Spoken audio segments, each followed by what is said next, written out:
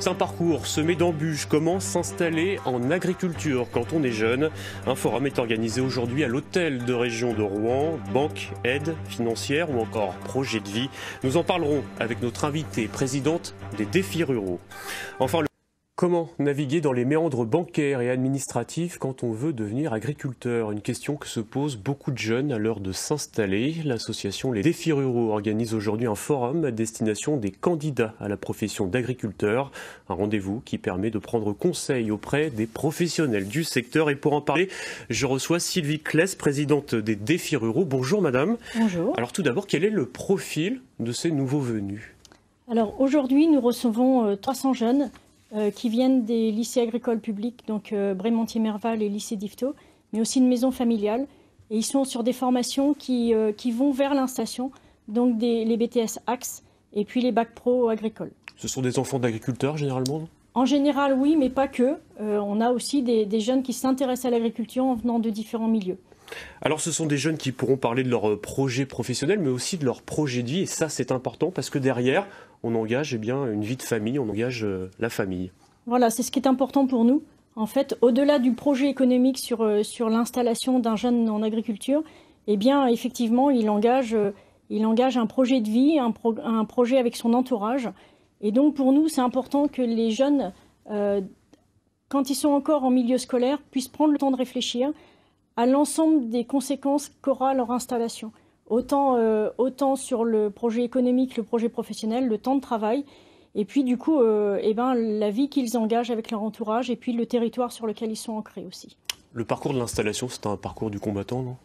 C'est un vrai parcours du combattant, au-delà des diplômes obligatoires, au-delà du foncier à chercher, au-delà du conflit de génération, quand il y a reprise d'exploitation derrière les parents, éventuellement association. Le type d'agriculture vers lequel le jeune a envie de s'engager, effectivement, c'est un vrai parcours du combattant. Beaucoup d'administratifs, du relationnel avec les banques, du relationnel avec les professionnels du foncier. Dites-moi, qu'est-ce qui pousse ces jeunes à vouloir devenir agriculteurs quand on connaît les difficultés actuelles du secteur? Alors, effectivement, on est dans une période de crise pour l'agriculture. J'ai l'habitude d'être très, très positive. Et aujourd'hui, ce qu'il faut faire attention, c'est de ne pas faire de clivage entre les grandes exploitations, les petites exploitations, la panacée d'aller vers le bio, d'aller vers les circuits courts. En fait, il n'y a pas de bon projet, il n'y a pas de mauvais projet, il n'y a pas de circuit court, circuit long. Ce qui est important, c'est que le projet soit bien réfléchi, bien anticipé, et puis qu'il n'y ait pas de clivage, qu'on bosse tous vraiment dans la même direction. Je discutais avec un banquier tout à l'heure, formidable. Il s'ouvre vraiment à tout type de projet pourvu qu'il soit réaliste et bien ancré. Vous êtes là aussi pour dire qu'il existe des modèles économiques agricoles différents de ceux d'antan finalement, non? Mais c'est exactement ça, c'est que autrefois on prenait la place des parents. Aujourd'hui, il y a énormément de modèles innovants. Mais prendre la place des parents, ça peut aussi être un modèle innovant. Et voilà, une fois de plus, il n'y a pas de clivage, c'est qu'il faut bien réfléchir son projet. Une toute dernière question, il y a beaucoup de femmes, non, candidates? Alors là, ce matin, dans l'hémicycle de la région, allez, 20, comme ça, sans compter 20% de femmes à peu près. Très bien. Merci beaucoup, Merci. Madame Kless. Je rappelle, vous êtes donc la présidente des Défis ruraux. Et donc le forum est organisé aujourd'hui à l'hôtel de région à Rouen jusqu'à 17h. Jusqu'à 17h. Merci à vous. Et puis tenez, on va continuer dans le même thème avec le projet d'un couple de jeunes agriculteurs adeptes de la permaculture. Ils sont en train de créer ce qu'on appelle une forêt-jardin. L'idée est de faire pousser des espèces d'arbres et de plantes que l'on puisse consommer. Un appel au financement participatif a été lancé. Nicolas Corbard et Damien Mignot. Donc là, on a noisetiers, prunes, poires, pommes, pêches. Au total, Thérèse et Yannick vont planter ici 350 arbres et arbustes et plus de 1500 plantes couvrantes, fraisiers, vignes, tubercules et même champignons. Dans cette forêt, tout sera comestible, de la cime au sol. Il y a des systèmes de forêt-jardin qui ont plusieurs milliers d'années, en Afrique du Nord notamment, et en Asie mineure. Et ça a été repopularisé par la permaculture. Thérèse et Yannick ont déjà créé une forêt-jardin au Sénégal lorsqu'ils travaillaient pour une ONG.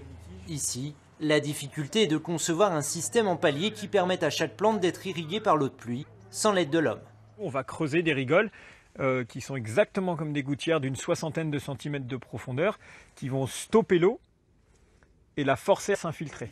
Cette forêt autonome sera alors tellement productive que tout ne pourra pas être récolté.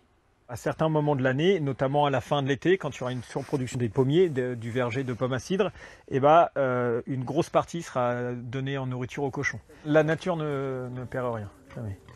Les fruits seront ensuite transformés par Thérèse en confiture, gelée, sirop. Grâce à cette forêt-jardin, le couple espère pouvoir vivre pleinement de son activité, autant militante que professionnelle. Et l'idée, c'est que qu'on puisse aussi, pour la génération qui vient, on puisse donner des clés, des solutions, et que nous, on expérimente tout ça. Donc l'écologie est vraiment une des valeurs importantes de notre entreprise. Pour finaliser leur projet, nos jeunes agriculteurs ont besoin de 8 000 €. Ils ont lancé un appel aux dons sur Internet. C'est le récit d'une femme engagée.